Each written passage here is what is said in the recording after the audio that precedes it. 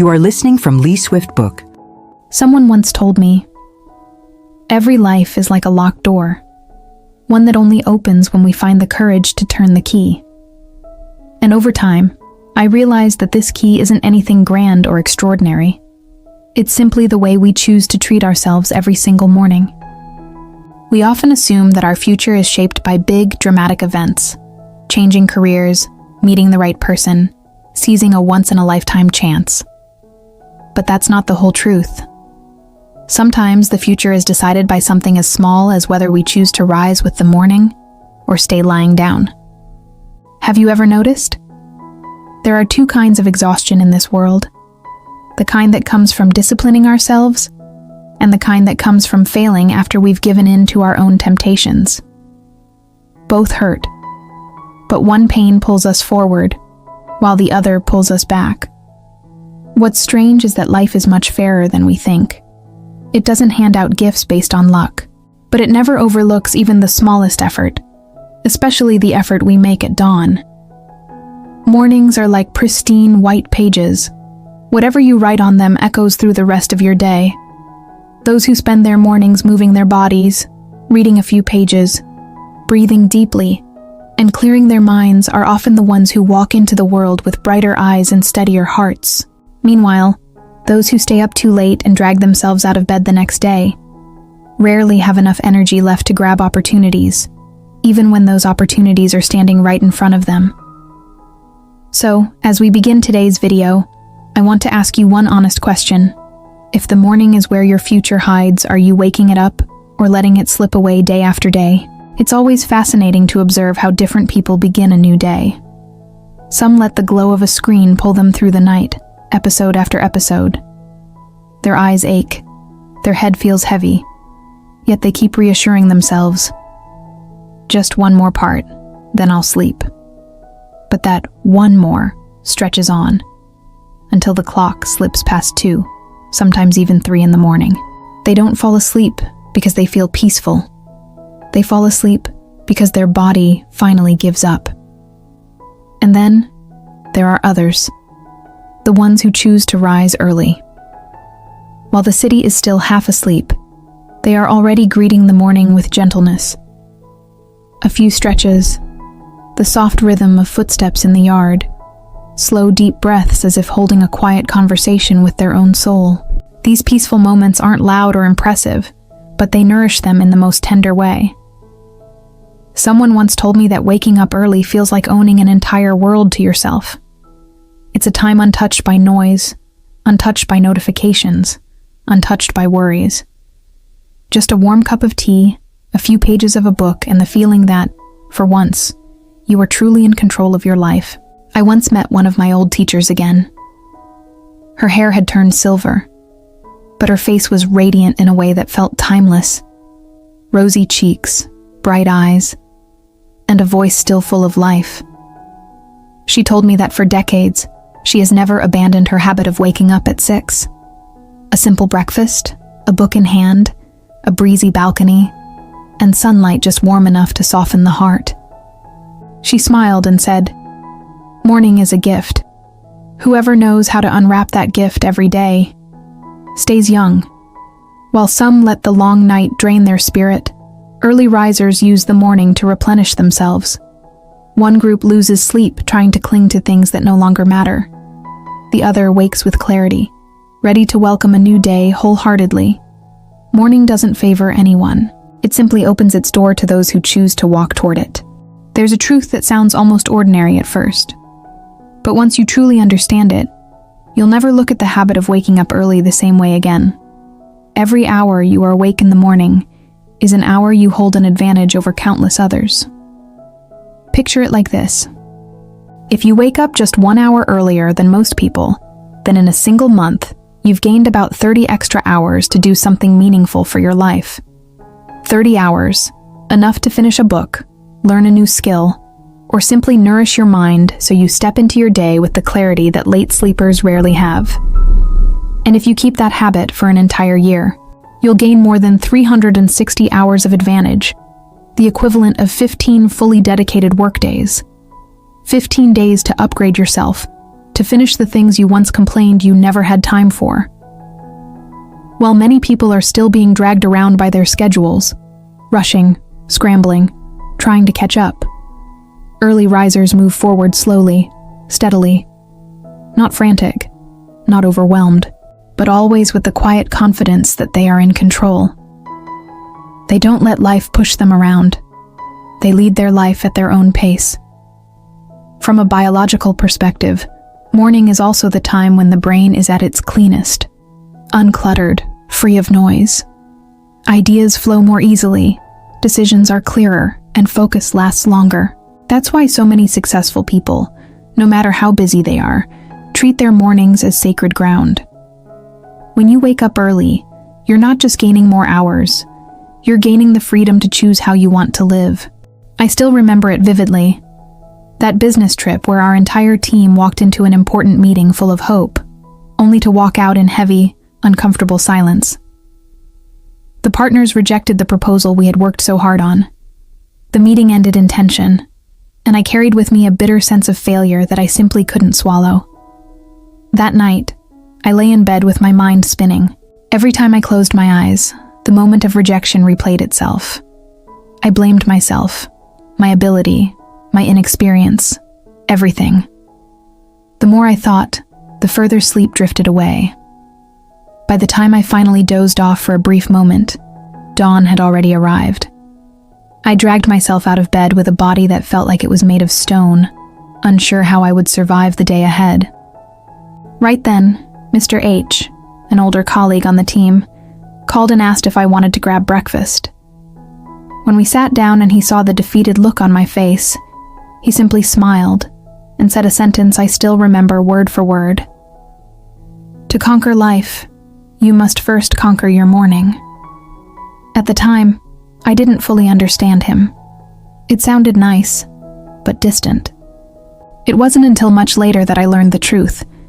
While I spent the whole night wrestling with disappointment, he had woken up at 5, run 2 laps around the park, and somewhere during that run, when his mind grew clearer and lighter, he came up with an entirely new improvement for our project. That very morning, he sent the updated proposal to our partner company, and the surprising thing was, not only did they agree, they said the new idea was far better than the original. The trip ended in relief for everyone, especially me, because the most valuable lesson I learned wasn't from the project, but from the way he faced his challenges. He told me, "The night belongs to yesterday. Don't let the past tie your feet down. Morning is when everything starts again." And in that moment I realized something. Some people don't encounter fewer hardships than we do. They simply rise from them earlier. And sometimes, just one early morning is enough to change the course of a life. There's something fascinating that people with strong willpower all seem to share. They always look forward. No matter how many challenges life piles onto their shoulders, they still hold on to one thing: the ability to guide themselves toward long-term goals, instead of remaining trapped in what is already past. I once asked a mentor I deeply admired, "How do you stay motivated every day?" He laughed and said, "I don't look for motivation. I create it through habit." People with resilience aren't inspired all the time. The difference is simple. They don't let temporary emotions dictate their long-term future. To them, the night is a time to close the door on all worries, and the morning is a doorway to everything that can change a life. They understand that dwelling on the past solves nothing. What's done, joyful or painful, has already closed its chapter. The only moment they can truly touch is the moment they open their eyes, and they choose to begin that moment with clarity, intention, and a goal anchored firmly in their mind. Waking up early is a quiet but powerful foundation, like the roots of a tree. No one sees them, but they are what determine whether the tree can stand tall. People with strong willpower know that discipline isn't for show. It's simply how they become the version of themselves they dream of being. Life always rewards the persistent. The sweetness of life comes only to those who are patient enough to sow small seeds every single day, especially in the morning. And when they rise early, They aren't just opening their eyes, they're opening their future. There are stories that still give me chills every time I revisit them. Not out of fear, but because of how miraculous a person's transformation can be when they find even the smallest spark of light at the right moment. And Peter, the neighbor who lived just a few houses down from mine, is one of those stories. Back then, Peter was the pillar of his family. A taxi driver, hardworking and gentle, quiet, but unfailingly kind. Yet in the span of just 1 year, his entire life collapsed.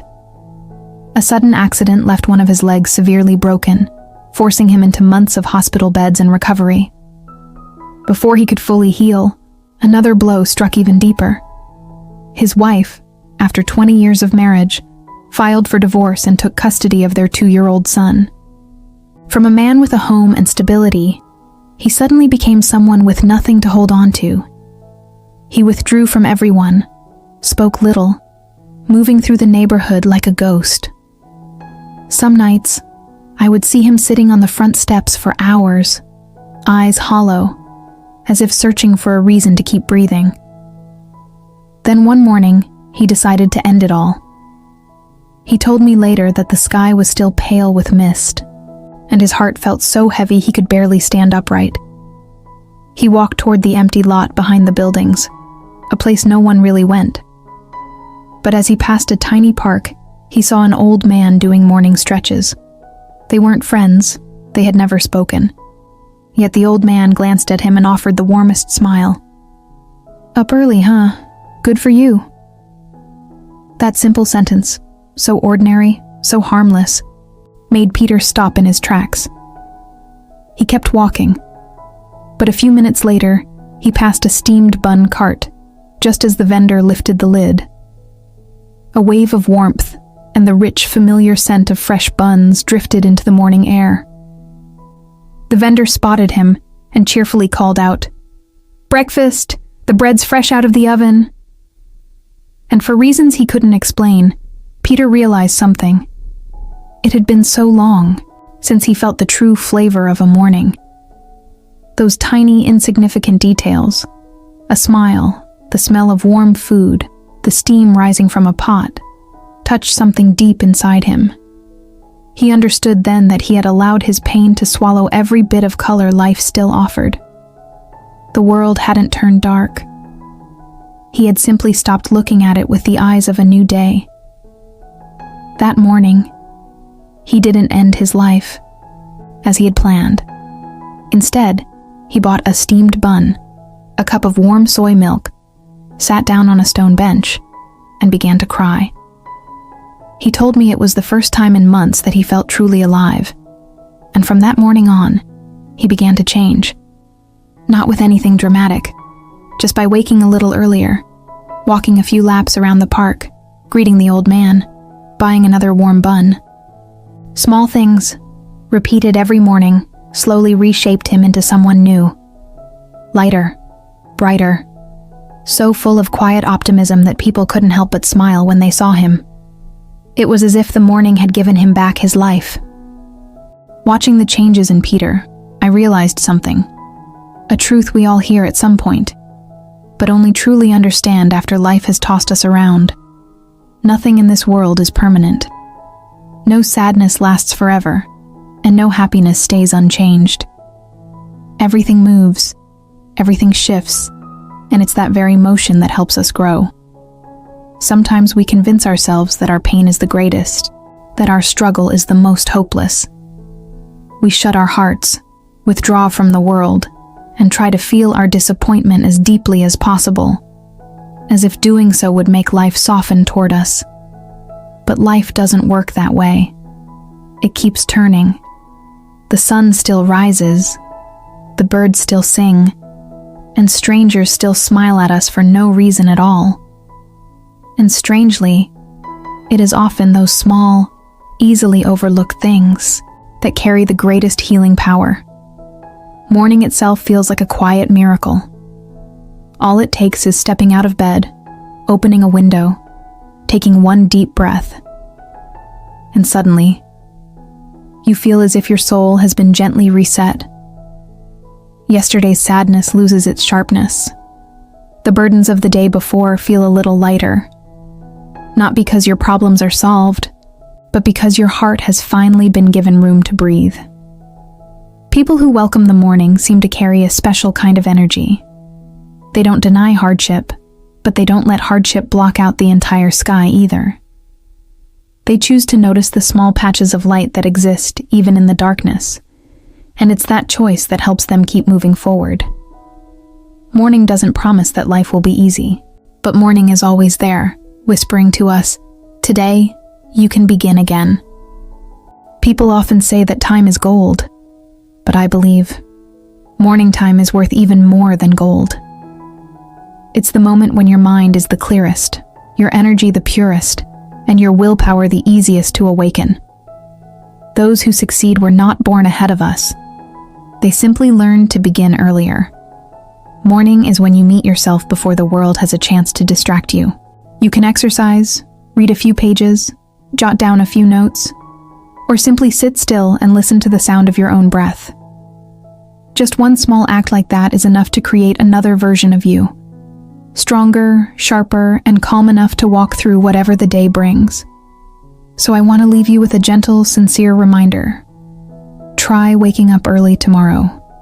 You don't have to be perfect. Just wake up a little earlier than today. And let the morning touch you with its own quiet fragrance.